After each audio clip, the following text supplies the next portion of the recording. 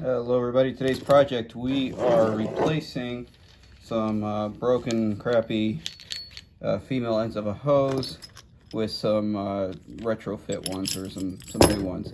So it's pretty simple, pretty easy. These are the metal ones. They do make a cheaper plastic one. They work as well. I prefer these metal ones. They just seem to work a little better for me. So first we're just going to cut off these ends. This is a PVC cutter. It's a really cool tool. I enjoy it very much. Makes it a lot easier.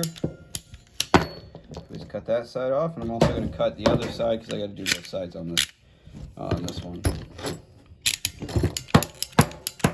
So now with those sides cut, we just need to get our new piece. So first I'm just going to cut it so I can get to it. And it comes in a couple different pieces, right? You have this metal hose clamp, and then you have the assembly here, and there's also a black washer. So you put your hose clamp on, take your piece, kind of stick it in that hole, and if you push, you'll get it in. I also find it easy to just grab like a pair of needle nose, stick inside that hole, and give it an extra little push. It's easier on the hands. So that's all the way in.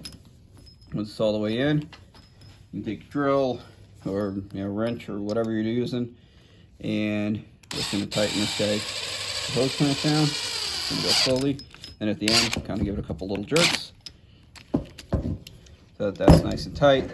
Then you take your washer, put it back in,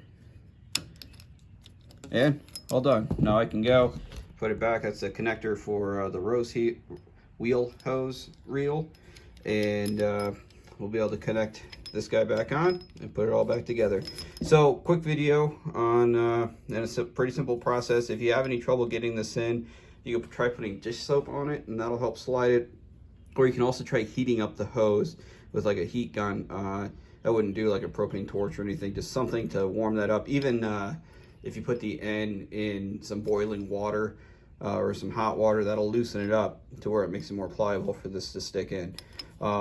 If you have any questions, comments, concerns, please leave them in the notes below, and we will talk to you later.